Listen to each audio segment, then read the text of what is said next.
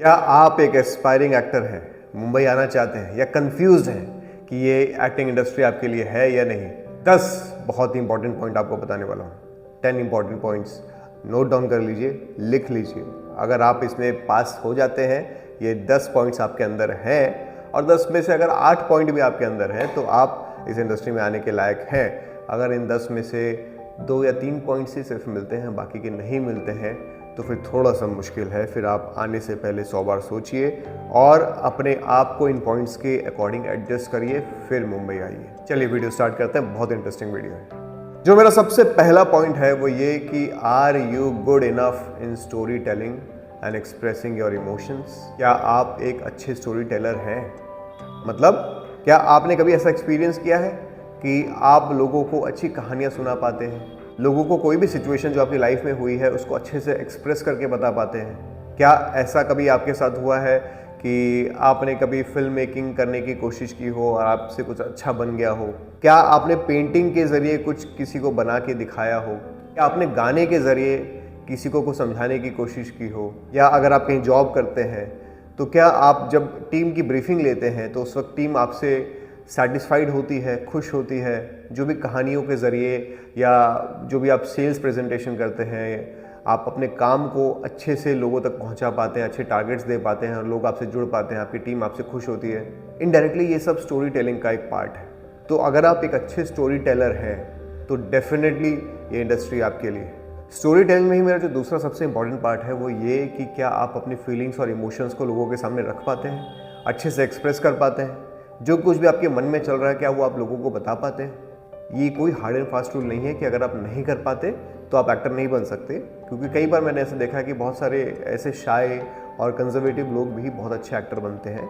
Most of the cases में वही अच्छे एक्टर बनते हैं क्योंकि उनके अंदर बहुत सारे इमोशंस भरे होते हैं। लेकिन अगर आपके अंदर ये पहले से ही है कि आप अपने इमोशंस को लोगों के सामने ला पाते हैं और बहुत ईजिली ला पाते हैं, जैसे आपने फ्रेंड सर्कल में भी कई बार देखा होगा कि कुछ लोग ऐसे हैं जो बहुत अच्छे से कहानियाँ सुना लेते हैं, यहाँ वहाँ की बातें कर लेते हैं। आप उनसे 1 घंटा बोलो तो वो 1 घंटा 2 घंटा तक बोलते ही रहेंगे, कुछ ना कुछ आपको बताते रहेंगे, आपको एंटरटेन करते रहेंगे। तो अगर ये पॉइंट्स आपके अंदर हैं तो आप एक अच्छे एक्टर बन सकते हैं और ये उसकी सबसे पहली निशानी। जो मेरा दूसरा सबसे इंपॉर्टेंट पॉइंट है वो ये कि क्या मैं रिजेक्शंस को आसानी से ले पाता हूँ?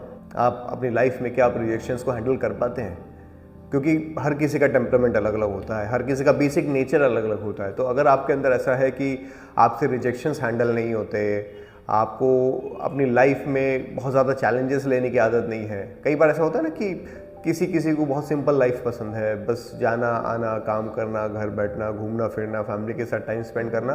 तो मेजॉरिटी लोग ऐसे ही होते हैं। अगर आपका टेम्परामेंट, आपका माइंडसेट भी ऐसा है तो फिर ये इंडस्ट्री आपके लिए नहीं है। लेकिन अगर आप रिजेक्शंस को अच्छे से हैंडल कर पाते हैं, फेलियर्स को हैंडल कर पाते हैं, तो ही ये इंडस्ट्री आपके लिए, क्योंकि यहाँ पे आपको अनलिमिटेड रिजेक्शंस मिलने वाले हैं, आपको डिसरिस्पेक्ट मिलने वाली है, आपको मतलब कहीं आप जाओगे, आपकी ऐसा कई बार होगा, मैक्सिमम टाइम होगा कि आपकी कदर नहीं की जाएगी, आपके साथ मिसबिहेव किया जाएगा, आपकी नज़र में आपकी वैल्यू को डिग्रेड किया जाएगा। बहुत बार ऐसा होगा। आप फिर चाहे कितना ही गुड लुकिंग हो, आपके पास कितने ही पैसे हो, आप कहीं से भी बिलोंग करते हो, उससे कोई फ़र्क नहीं पड़ता। ये इंडस्ट्री का बेसिक नेचर है। आपके साथ ये होगा, आपको बहुत सारे रिजेक्शंस फेस करने पड़ेंगे, आपकी वैल्यू खुद ब खुद डिग्रेड होती चली जाएगी आपकी नज़रों में। आपको ऐसा लगेगा कि मेरी कोई इज्जत ही नहीं है, मेरी कोई वैल्यू नहीं है। आप जहाँ से आओगे छोटे शहर से, आपको ऐसा लगेगा कि मैं तो यहाँ का स्टार हूँ, और मुंबई आते ही आप ज़ीरो हो जाओगे।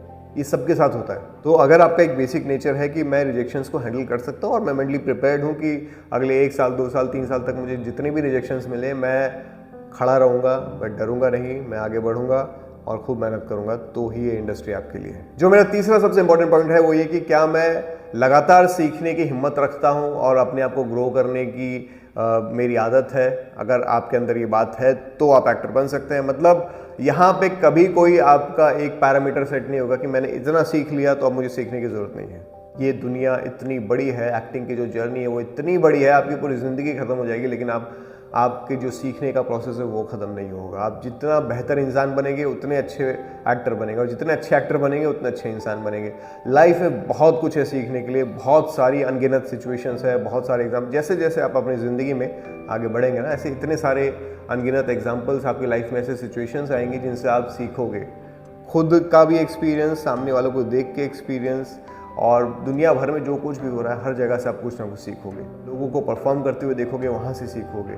बड़े बड़े ट्रेनर्स जिन्होंने अपनी ज़िंदगी में सिर्फ एक्टिंग की है वो आज भी सीख रहे हैं। तो सीखने का प्रोसेस, खुद को इम्प्रूव करने का प्रोसेस, हर दिन नए नए चैलेंजेस लेने का प्रोसेस, अपने कंफर्ट जोन को तोड़ने का प्रोसेस, अगर आप ये फॉलो कर सकते हो और एक सीखने वाला माइंडसेट है आपका, हर जगह से हर किसी से सीखना, ये अगर आपका माइंडसेट है तो आप एक्टर बन सकते हो। नेक्स्ट पॉइंट जो मेरा है वो ये कि इंडस्ट्री बहुत अनसर्टेन है। यहाँ पे कोई सर्टेनिटी नहीं है, ना कोई सैलरी पैकेज है, ना कोई काम परमानेंट है आपके पास, कुछ भी सर्टेन नहीं है, सब कुछ अनसर्टेन है। फ्रीलांसर की तरह आप काम करोगे, कभी आपको महीने में 10 काम मिल सकता है, कभी आपको महीने में 2 काम मिलेगा, और वो बाकी का टाइम जो आप घर पे बिताते हो वो उस वक्त आप क्या कर रहे हो, उस वक्त आप अपने आप को कैसे हैंडल कर रहे हो। ये जो अनसर्टेन इंडस्ट्री है इसमें टिकने के लिए बहुत ज़्यादा पेशेंस लेवल चाहिए, और ये समझने की ज़रूरत है कि मैं ऐसे प्रोफेशन में जा रहा हूँ जहाँ पे मेरे पास हर दिन काम नहीं होगा, वो पॉसिबल ही नहीं है। बड़े से बड़ा स्टार भी घर पे बैठता है 3 से 4 महीना खाली, और साल में सिर्फ 5-6 महीने ही काम करता है, बाकी टाइम वो घर बैठता है। तो ये माइंडसेट आपके अंदर होना चाहिए कि जब मैं घर बैठा हूँ तो मुझे अपने आप को इम्प्रूव करना है, बेटर करना है, और मुझे कहीं भी अपने आप को डिमोटिवेशन में जाने नहीं देना, और मुझे ग्रो करना है लाइफ में। तो वो खाली टाइम आपको अपने ऊपर कैसे यूटिलाइज़ करना है ये आपको पता होना चाहिए। बहुत अनसर्टेन इंडस्ट्री है, आपके पास काम नहीं होगा तो आपको अपने आप को बैलेंस करके रखना है, और जब काम होगा तब हवा में नहीं उड़ना है, तब भी आपको ज़मीन में खड़े रहना है और खुद पे मेहनत करनी है, और ये समझना है कि आज काम है तो शायद कल ना हो, अगर कल काम नहीं है तो शायद परसों काम हो। तो ये माइंडसेट आपके अंदर होना चाहिए, तो ही आप एक्टर बन सकते हो। मेरा जो नेक्स्ट पॉइंट है वो ये कि क्या मैं दूसरों के साथ कोलैबोरेट कर सकता हूँ और एक टीम में काम कर सकता हूँ। जब भी फिल्म या टीवी सीरियल या एड, जो भी आप शूटिंग्स देखते हैं, जो भी काम देखते हैं, वो सिर्फ एक अकेला इंसान नहीं करता, ये टीम वर्क होता है। यहाँ पे ऐसा नहीं होता कि मैं सेट पे पहुँच गया और मेरे अलावा कोई नहीं है, मैं अकेला कैमरा भी हैंडल कर रहा हूँ, लाइट भी हैंडल कर रहा हूँ, मेकअप भी कर रहा हूँ, ड्रेस भी देख रहा हूँ, और मैं ही सब कुछ कर रहा हूँ, कोई क्रिएटिव नहीं है, मैं ही स्क्रिप्ट लिख रहा हूँ, मैं एक्टिंग कर रहा हूँ, ऐसा नहीं होता है। हर डिपार्टमेंट में हर तरह के लोग होते हैं, कम से कम एक यूनिट में 200 से 300 लोग काम करते हैं।